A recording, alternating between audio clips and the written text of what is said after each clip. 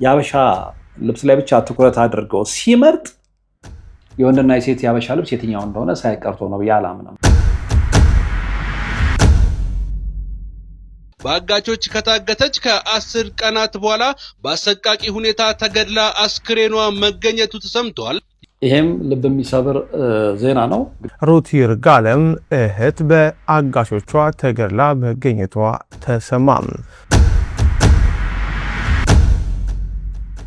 ከወይዘሮ ሙፈሪያት ካሚል መስሪያ ቤት በርካታ ባለስልጣናት በፖሊስ ተይዘው ዘብጥያ ወረዱ። የሚማርበት ትምህርት ቤት ውስጥ አምልጦ በመግባት ሽንት ቤት ውስጥ ራሱን ሰቅሎ የተገኘው የምትመለከቱት ታዳጊ 40% ከፍለው ቀሪውን 60% ቤቱን ሲረከቡ ይክፈሉ የሚሉት ቴምር ሪል ስቴት ለ10 ዓመት ታማኝነቱን ጠብቆ እንደቆየው አሁንም በመገናኛ ቤልቪው ሆቴል አጠገብ ከስቱዲዮ እስከ ባለ 3 መኝታ ቤት አፓርትመንቶችን ከወለድ ነፃ በሆነ አከፋፈል ቤቶን የግሎ ያድርጎ ይሎታል። በተጨማሪም በግንባታ ሂደት ለሚከፍሉ ደንበኞች ስቱዲዮ በ832,000 ብር ቅድመ ክፍያ፣ ባለ 1 መኝታ በ1.7 ሚሊዮን ብር፣ ባለ 2 መኝታ በ2.5 ሚሊዮን ብር እንዲሁም ባለ 3 መኝታ በ3 ሚሊዮን ብር ቅድመ ክፍያ በ20 በመቶ ከፍለው ቀሪውን በ3 ዓመት ጊዜ ውስጥ በ16 ዙር ክፍያ የተመቻቸ። ምን ይሄ ብቻ! ለንግድና ለኢንቨስትመንት ምቹ በሆኑ ቦታዎች በፒያሳ፣ በሳር ቤት፣ በቡልጋሪያ ዘመናዊ የንግድ ሱቆችን በ900,000 ብር ቅድመ ክፍያ የግሉ ያድርጉ። ለተጨማሪ መረጃ ከታች ባለው ስልክ ይደውሉ። ቴምር ፕሮፐርቲስ የልሙ ማረፊያ። ሰላም ጤና ይስጥልን። በሀገር ውስጥና በመላው ዓለም የምትገኙ ቻናል ላይ ተከታታዮች ዛሬም በእግዚአብሔር መልካም ፍቃድ ተገናኝተናል። ለዛሬ እንግዲህ በማህበራዊ ሚዲያ ላይ እጅግ በጣም አነጋጋሪ፣ አሳዛኝ እንዲሁም ደግሞ አስገራሚ የሆኑ ጉዳዮች እየተዘዋወሩ ነው። ምንድን ናቸው የሚለውን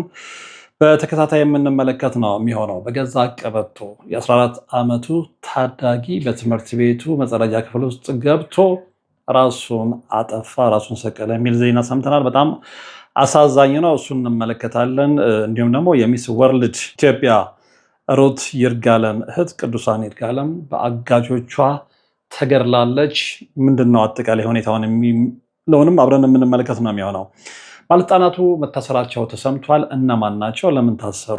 የሚለውን እስከ ፕሮግራሙ ፍጻሜ አብራችሁኝ ከሆናችሁ የምትሰሙት ነው የሚሆነው። የሀበሻ ቀሚስ ለብሶ በአሜሪካ ጎዳናዎች ላይ ሲዘዋወር የነበረው አሜሪካዊ ከፍተኛ መነጋገሪያነትን ፈጥሯል። እሱንም የምንመለከት ነው የሚሆነው። እስከ ፕሮግራሙ ፍጻሜ አብራችሁኝ ትሆኑ ዘንድ የምጋብዘው በታላቅ አክብሮት ነው። እንግዲህ ከመጀመሪያው ዜና ነው የምጀምረው። በጣም የሚያሳዝን ነው። በጣም ልብ የሚሰብር ነው።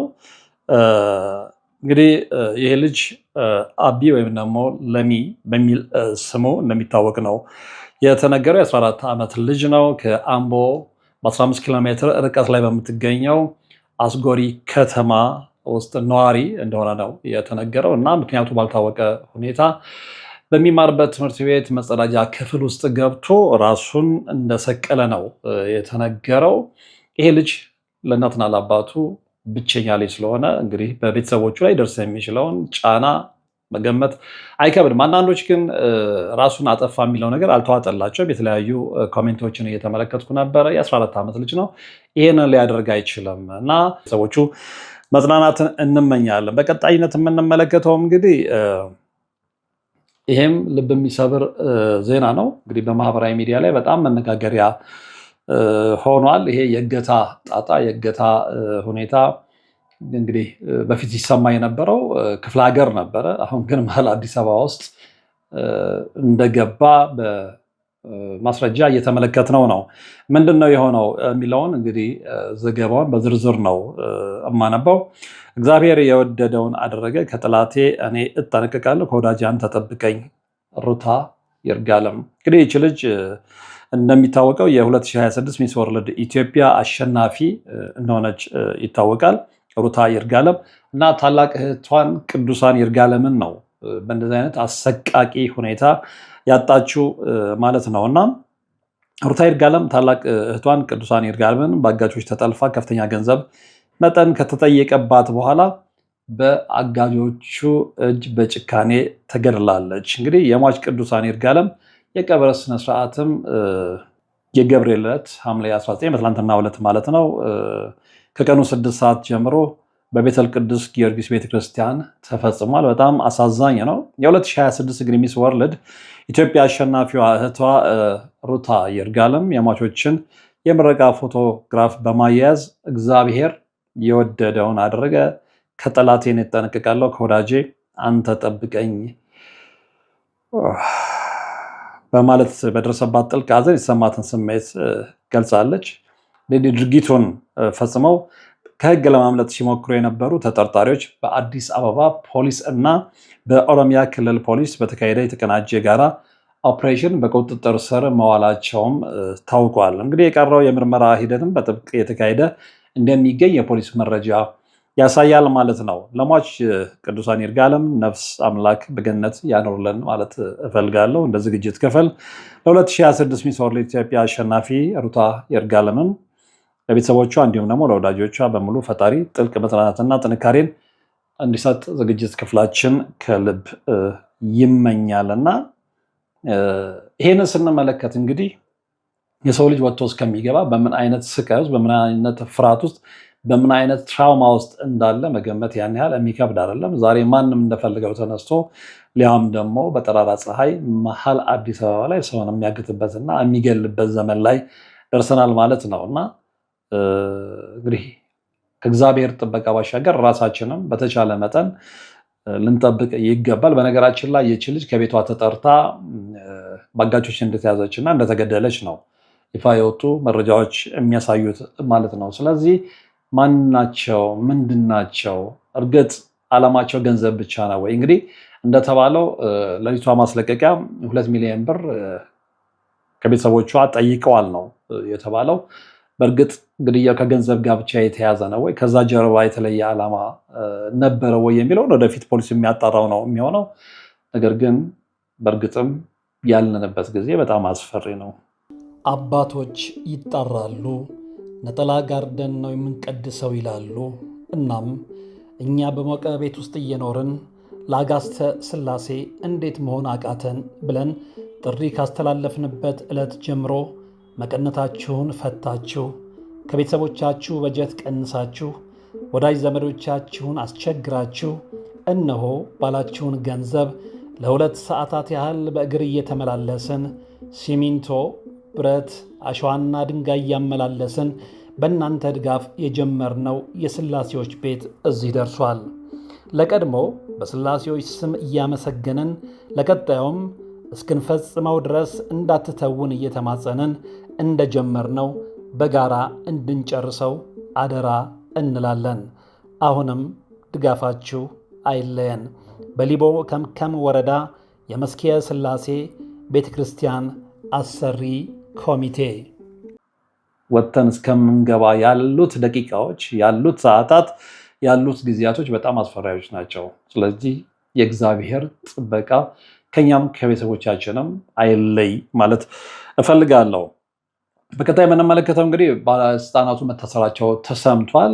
ለምንድነው የታሰሩት የሚለውን እንደሚከተለው እንመለከታለን። እንግዲህ በስራና ክህሎት ሚኒስቴር የኢኤልኤምአይኤስ የኢትዮጵያ የስራ ገበያ መረጃ ስርዓት ፕሮጀክት ኃላፊና የውጭ ሀገር ስራ ስምሪት ዋና ስራ ፈጻሚን ጨምሮ በርካታ ከፍተኛ አመራሮች በፌዴራል ፖሊስ በቁጥጥር ስር መዋላቸው ነው የተሰማው። ተጠርጣሪዎቹ በውጭ ሀገር ስራ ስምሪትና በኢኤልኤምአይኤስ ሲስተም መረጃ በማጥፋት በአረብ ሀገር በህጋዊም ጭምር ሄደው የተለያዩ በደል፣ መከራ፣ ሞትን ጨምሮ ከበዳዮችና ከኤጀንቶች ጋር በመሳጠር ችግሮቹ ሲደርስባቸው ፍትህ እንዳያገኙ ልብ አድርጉ በማጓተት መከራ ሲያደርሱ የነበሩ ናቸው ተብለዋል። በተለይም እንግዲህ የማዳም ቅመሞች በተለይ አረብ ሀገር ያላቸው እህቶች ይህንን በደንብ እንድትሰሙኝ ይፈልጋለሁ።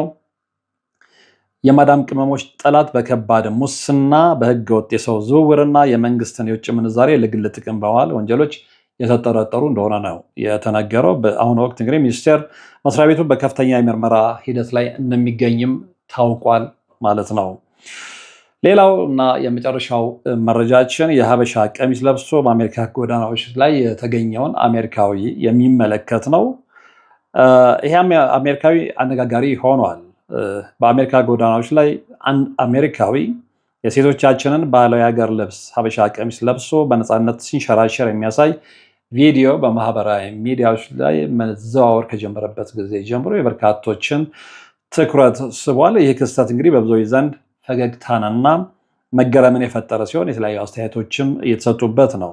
አንዳንዶቹ ልብሱ የሴቶች መሆኑን ሳያውቅ በውበቱና በምቾቱ ተስቦ ለብሶት ይሆናል ይላሉ። ሌሎች ደግሞ ቤት ውስጥ ያገኘውን ልብስ ዝም ብሎ አንስቶ ለብሶ ሊሆን ይችላል በማለት በጨዋታ መልክ ሀሳባቸውን ሲሰጡ ነው የተስተዋለው። ምክንያቱም ምን የሚሆን ምን የሀገራችንን ባህላዊ አልባሳትና ውበት ምቾት ድንበር ተሻጋሪ መሆኑን ግን አሳይቷል ሲሉም አስተያየታቸውን ይሰጡ አሉ። ግን እኔ እንግዲህ በመጠኑም ቢሆን የተለየ አስተያየት አለኝ። አንዳንዶች ልብሱ የሴቶች መሆኑን ሳያውቅ በውበቱና በምቾቱ ተስቦ ሊሆን ይችላል የሚል አስተያየት ሰጥተዋል። ቀሚስ የሴቶች መሆኑን በሱ እድሜ ያለ ሰው ይቅርና ህፃናትን ቢሆኑ ያውቃሉ። ይሄ ሀሳብ የሚያስኬድ አይደለም። ምክንያቱም ይሄ ሰው ትልቅ ሰው ነው። ስለዚህ የሴቶች ልብስ መሆኑን ያለምንም ጥርጥር ያውቃል። ይህ ምንም የሚያነጋግር አይደለም። ሚዛንም የሚደፋም አይደለም፣ የሚያሳምንም አይደለም። የውጭ ሀገርን የፋሽን ልብሶች የሴትና የወንድ መሆኑን አንለይም፣ እንለያለን። ኢትዮጵያኖችን ብንሆን በየዘመኑ የሚወጡ አውሮፓውያን ልብሶች የሴቶች ይሆኑ የወንዶች በደንብ ያስታውቃሉ። ስለዚህ ይህም ሰው የፈለገ የሀበሻ ልብስም ቢሆን የሀበሻ ቀሚስም ቢሆን የወንድ ነው የሴት ነው የሚለውን ነገር ለይቶ አያውቅም የሚለው በፍጹም የሚያስኬድ አይደለም። ሌሎችም እንግዲህ ቤት ውስጥ ያገኘውን ልብስ ዝም ብሎ አንስቶ ለብሶት ሊሆን ይችላል የሚልም አስተያየት ሰጥተዋል። ምናልባት ይህ ሰው ወንድ ሆኖ ቀሚስ መልበስ ምንም ማለት አይደለም ሲል የሰዶማውያን አጀንዳ ፕሮሞት እያደረገ ከሆነ የሰዶማውያን አጀንዳ በእኛ ቀሚስ እያስተዋወቀ እስከሆነ በፍጹም ከእድሜው አንጻር ስንመለከተው ትኩረትም ለመሳብ ብቻም አይመስለኝም። ይሄ የግል አመለካከቴ የግል አስተያየቴ ነው። ቀሚስ መሆኑን ሳያውቅ ውበቱ ስለሳበው ነው የሚል አስተያየት ሰጥቷል። ቅድም እንደነገርኳችሁ ግን በፍጹም በዚህ እድሜው ይህንን ልብስ አይቶ የወንድ ነው የሴት ነው የሚለውን መለየት አቅቶታል ብሎ ማሰብ ራስን ማታለል ራስን ማሞኘት ነው የሚሆነው እና ይህንን እንግዲህ ዝም ብሎ አቴንሽን ሲከር ለመሆን አድርጎታል ብዬ እኔ በግሌ አላስብም። እንደነገርኳችሁ የግል አስተያየቴ ነው። ዛሬ ሰዎች አጀንዳ ይዘው ሲመጡ ሰዎች በሚቀበሉት ነገር ነው። ሰዎች በቀላሉ ትኩረታቸውን በሚስበው ነገር ነው የሌሎችን አይዲያ፣ የሌሎችን አስተሳሰብ፣ የሌሎችን አመለካከት መቀየርና ወደ ራሳቸው አጀንዳ ማምጣት የሚችሉት እና ይህ ሰውዬ በአሜሪካ ጎዳናዎች ላይ የሀበሻ ልብስ ለብሶ ባላጣው ልብስ የታየው የሀበሻ ልብስ ብቻ ነው ወይ? የሀበሻ ልብስ ውበቱ ስቦትም ከሆነ የሀገር ባህል ልብስ የወንዶቹን ለምን አልለበሰም? እርግጠኛ ነኝ ሚዲያ ይከታተላል። በርካታ የሀበሻ ልብሶችን አይቶ ሊሆን ይችላል።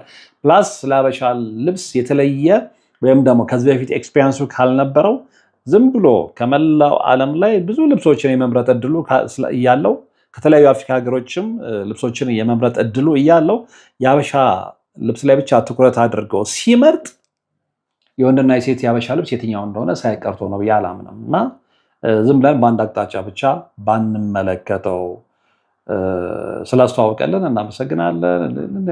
ማስተዋወቁ አይደለም ችግሩ።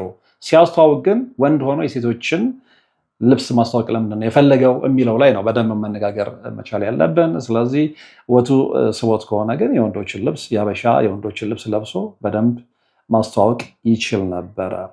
እሱም ብቻም አይደለም። በርካታ አሜሪካውያን፣ በርካታ አውሮፓውያን ወደ ኢትዮጵያ ይመጣሉ። ወደ ኢትዮጵያ ሲመጡ የኢትዮጵያን የባህል ልብስ ለብሰው ታቦት ሲሸኙ ተመልክተናል። የጥምቀት በዓልን ሲያከብሩ ተመልክተናል። በተለያዩ በዓሎቻችን ላይ ሲገኙ ተመልክተናል። ከኛ ጋር ሲያከብሩ ተመልክተናል። ነገር ግን ወንዶቹ የሴትን ልብስ እየለበሱ ሴቶቹ የወንዶቹን ልብስ እየለበሱ አይደለም። ወንዶቹ የሀበሻ የወንድ ልብስ እየለበሱ ሴቶቹ የሀበሻን ዝንጥ ያለ ቀሚስ እየለበሱ። ስለዚህ ይሄ አሜሪካዊ ነው እኔ ስላልተዋጠለኝ ነው ሶሪ። እንግዲህ የዛሬው መርሃ ግብር የተከታተላችሁት ነበረ። በቀጣይ በሌላ መርሃ ግብር በሌላ መረጃ የምንገናኝ ነው የሚሆነው። እስከዛው ግን በያላችሁበት ሰላም። 40% ከፍለው ቀሪውን 60% ቤቱን ሲረከቡ ይክፈሉ የሚሉት ቴምር ሪል ስቴት ለ10 ዓመት ታማኝነቱን ጠብቆ እንደቆየው አሁንም በመገናኛ ቤልቪው ሆቴል አጠገብ ከስቱዲዮ እስከ ባለ 3 መኝታ ቤት አፓርትመንቶችን ከወለድ ነፃ በሆነ አከፋፈል ቤቶን የግሎ ያድርጎ ይሎታል። በተጨማሪም በግንባታ ሂደት ለሚከፍሉ ደንበኞች ስቱዲዮ በ832 ሺህ ብር ቅድመ ክፍያ፣ ባለ 1 መኝታ በ1.7 ሚሊዮን ብር፣ ባለ 2 መኝታ በ2.5 ሚሊዮን ብር እንዲሁም ባለ 3 መኝታ በ3 ሚሊዮን ብር ቅድመ ክፍያ በ20 በመቶ ከፍለው ቀሪውን በ3 ዓመት ጊዜ ውስጥ በ16 ዙር ክፍያ የተመቻቸ ምን ይሄ ብቻ! ለንግድና ለኢንቨስትመንት ምቹ በሆኑ ቦታዎች በፒያሳ፣ በሳር ቤት፣ በቡልጋሪያ ዘመናዊ የንግድ ሱቆችን በ900 ሺህ ብር ቅድመ ክፍያ የግሉ ያድርጉ። ለተጨማሪ መረጃ ከታች ባለው ስልክ ይደውሉ። ቴምር ፕሮፐርቲስ የለሙ ማረፊያ